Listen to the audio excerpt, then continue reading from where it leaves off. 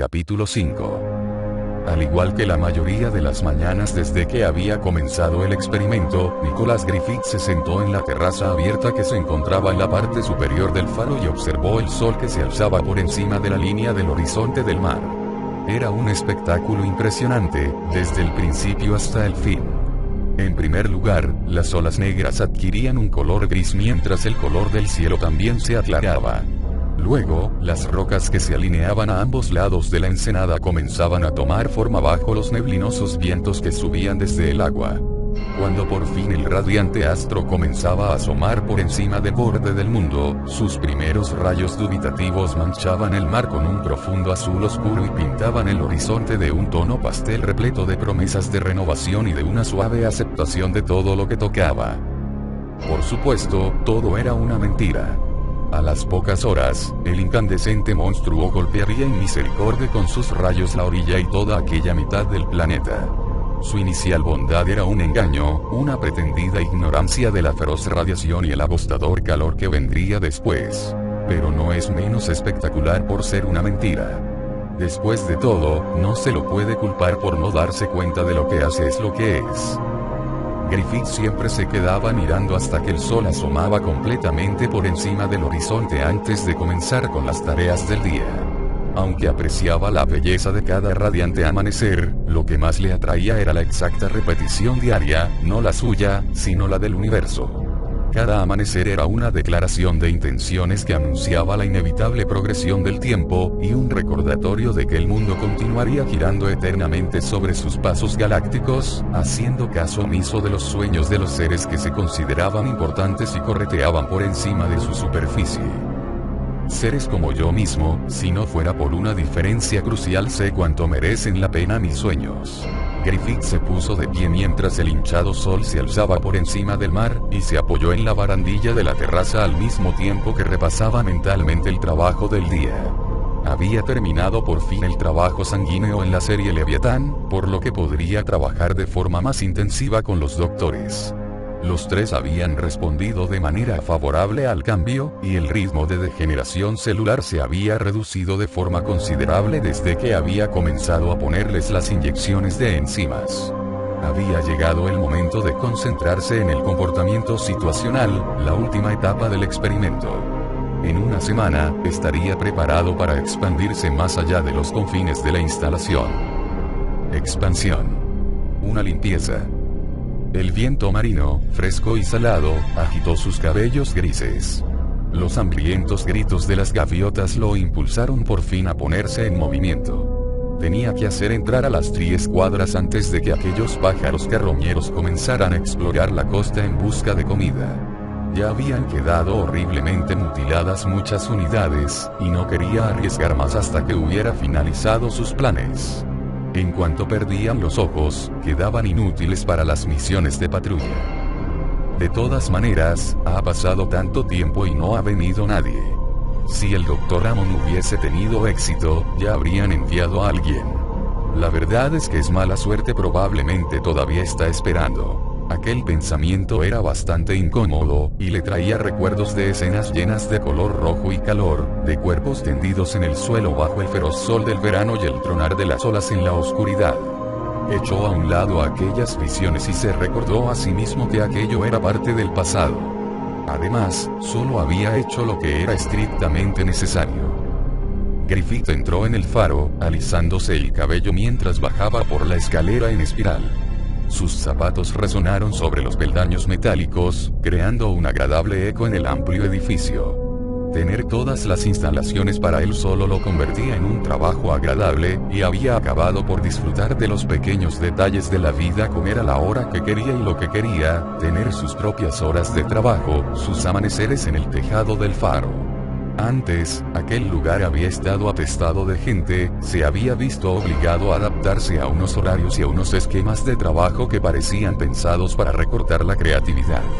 Horarios de comida, horarios de trabajo, horarios de sueño. ¿Cómo podía un hombre respirar, pensar, crear, en esas condiciones? Había sufrido durante tanto tiempo, había estado sentado a lo largo de interminables reuniones escuchando los balbuceantes pensamientos e ideas de sus colegas mientras discutían minucias sobre el virus del Dr. Birkin. Habían esclavizado a personas para crear las 10 cuadras para Umbrella, quedando encantados como niños con los resultados, y aparentemente habían olvidado el fallo con los +7. Eran incapaces de ver más allá de su propia arrogancia, no eran capaces de ver el futuro y el gran plan. Como si las 10 cuadras fueran algo más que simples cuerpos con armas. Son útiles como guardias pero apenas son un logro, apenas son importantes.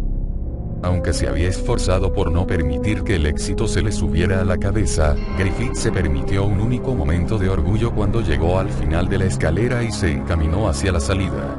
Había visto el virus T como lo que realmente era una plataforma de lanzamiento primitiva pero efectiva para algo mucho más grande. Había aislado sus proteínas y había reorganizado la envoltura de las nucleocápsides para permitir distintas variables de capacidad infectiva. De ese modo, había creado una respuesta, la respuesta a la plaga en la que se había convertido la raza humana. Una solución sin violencia ni sufrimiento. Salió por la puerta sonriendo y caminó bajo la sombra del faro hacia el edificio de los dormitorios, con las olas del mar resonando a sus espaldas al chocar contra las rocas. Ya había logrado sintetizar un virus capaz de infectar a través del aire, y disponía de una cantidad más que suficiente como para infectar toda Norteamérica. En cuanto el virus se extendiese, la evolución tomaría el mando de nuevo y los más débiles de espíritu caerían ante aquellos con los instintos más fuertes. Y cuando todo acabara, el sol saldría para iluminar un mundo muy distinto, habitado por gente de carácter y voluntad pacíficas. Quítale a un hombre su capacidad de elegir y su mente queda libre, como una hoja de papel en blanco. Con un poco de entrenamiento se convierte en una mascota. Sin ese entrenamiento, se convierte en un simple animal tan inofensivo como un ratón. Cubre la superficie del mundo con esos animales y solo sobrevivirán los más fuertes. Entró en una de las habitaciones del edificio y encendió las luces, sin dejar de sonreír. Sus doctores estaban exactamente donde los había dejado, sentados en la mesa de reuniones y con los ojos cerrados.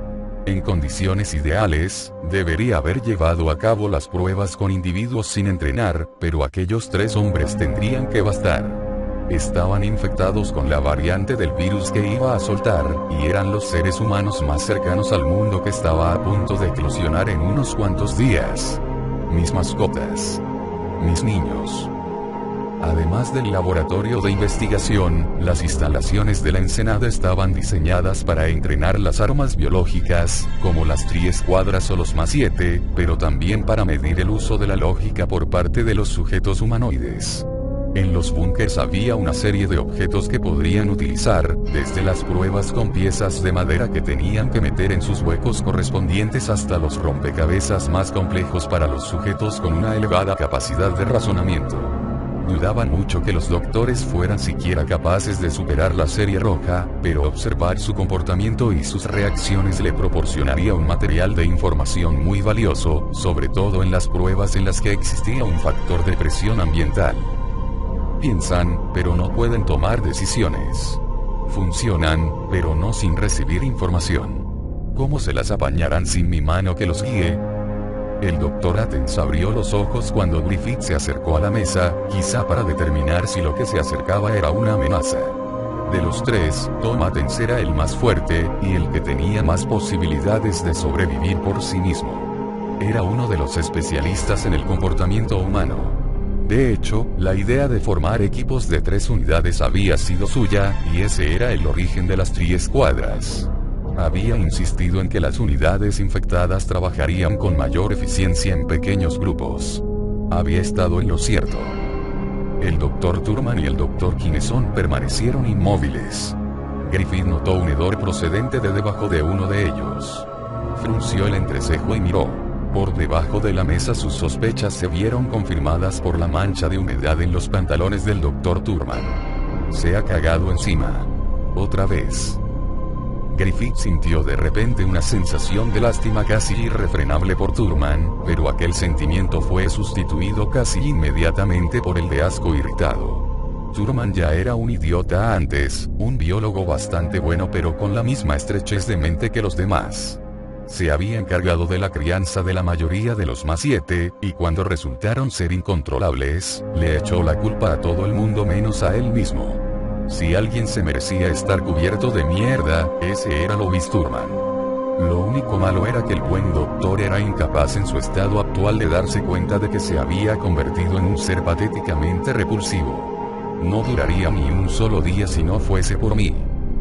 Griffith suspiró y dio un paso atrás para alejarse de la mesa. Buenos días, caballeros, saludó. Los tres hombres giraron al unísono sus cabezas para mirarlo, con unos ojos tan faltos de expresión como sus rostros. A pesar de ser físicamente muy diferentes, sus rasgos carentes de cualquier expresión y sus miradas lentas y vacías de contenido les hacían parecer hermanos. Parece ser que el Dr. Turman ha vaciado sus intestinos, dijo Griffith. Está sentado sobre sus propias heces. Eso es divertido. Los tres sonrieron al mismo tiempo. El Dr. Kineson incluso soltó una pequeña carcajada. Había sido el último en ser infectado, por lo que era el que había sufrido menos degeneración en los tejidos.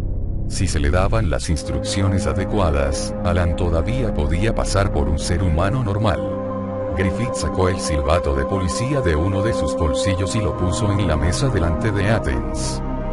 Doctor Athens, haga regresar a las 3 cuadras de sus rondas. Atienda sus necesidades físicas y luego envíelas a la habitación fría. Cuando acabe sus tareas, vaya a la cafetería y espéreme allí. Athens recogió el silbato mientras se ponía de pie. Luego salió de la habitación y recorrió el pasillo que llevaba a la otra salida. El silbato desactivaría los equipos y los haría regresar. Eran 4 cuadras, 12 hombres en total. En ese momento estarían rondando por los bosques pero cerca de las vallas o acechando en la proximidad de los búnkers.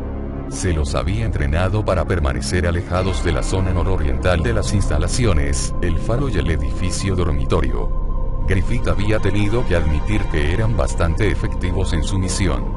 Umbre ya había pedido soldados que mataran sin compasión y que lucharan hasta que se los volara literalmente en pedazos. El virus T había sido apropiado para ello, y puesto que habían logrado acelerar el tiempo de amplificación, habían podido transformar a los sujetos en cuestión de horas en lugar de tardar días. En cuanto se las entrenó en el uso de las armas, las 3 cuadras se habían convertido en máquinas de matar, aunque debido a la reciente ola de calor, no sabía cuánto tiempo más serían viables. Griffith centró su atención en el Dr. Turman, que todavía sonreía y apestaba como una especie de extraño niño hiperdesarrollado. La verdad es que realmente parecía un bebé, calvo y de grandes mejillas sonrosadas, con una sonrisa tan inocente y falta de malicia como un niño pequeño. Dr. Turman, vaya a su habitación y quítese la ropa. Luego dúchese y póngase ropa limpia. Después vaya a las cuevas y alimente a los más 7. Cuando haya acabado, vaya a la cafetería y espéreme allí. Turman se puso de pie, y Griffith observó que el asiento de la silla estaba húmedo y manchado. Jesús. Llévese la silla con usted, indicó a Turman con un suspiro. Déjela en su habitación. Griffith se sentó frente a Alan en cuanto Turman salió de la estancia, y de repente se sintió muy cansado. El orgullo que había sentido unos momentos antes había desaparecido y, en su lugar, solo había quedado un vacío helado. Mis niños. Mi creación. El virus era tan bonito, con una ingeniería genética tan perfecta, que había llorado la primera vez que lo había visto. Habían sido meses de investigación privada, de desmenuzar el virus y de aislar sus efectos, meses que habían culminado cuando había obtenido aquel primer micrógrafo. Mientras los demás se habían sentido orgullosos de sus juguetes de guerra, él había descubierto el auténtico camino hacia un nuevo comienzo. Y aprecian lo que he logrado. ¿Sabe alguno lo crucial que es mi descubrimiento? Se caga encima como un niño asqueroso, como un mono, echando a perder mi trabajo, mi vida. Griffith miró a Alan Kineson y observó atentamente sus bellos rasgos, sus ojos carentes de toda expresión. El Dr. Kineson le devolvió la mirada, esperando que le dijera qué tenía que hacer. Había sido neurólogo. En su habitación tenía fotografías de su mujer y de su bebé, un niño con una sonrisa preciosa y encantadora. La cordura de Griffith se estremeció de repente, con un remolino que lo mareó. Un millar de voces aullaron de forma ininteligible a través de las grietas de realidad. Sintió por un momento que estaba perdiendo la cabeza. ¿Cuántos morirán de hambre, sentados en charcos de sus propias heces, esperando que les digan qué hacer? ¿Millones? ¿Billones? ¿Qué pasará si estoy equivocado? Susurró Griffith. Alan, dime que no estoy equivocado. Dime que todo lo que hago tiene una buena razón.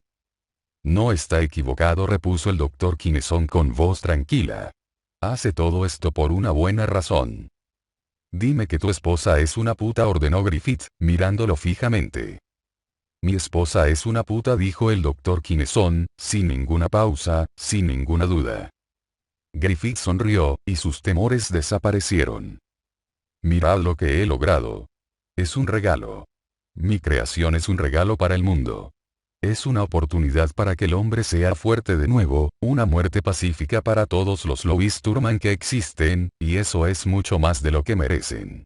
Había estado trabajando demasiado, se había agotado, y la tensión estaba pasándole factura. Después de todo, solo era humano, pero no podía permitir que la tensión de su cuerpo le afectara de nuevo la mente. Ya no habría más pruebas. En su lugar, se pasaría el día efectuando los preparativos necesarios para la purificación, preparándose a sí mismo para ello. Al día siguiente, al amanecer, el Dr. Griffith le entregaría su regalo al viento.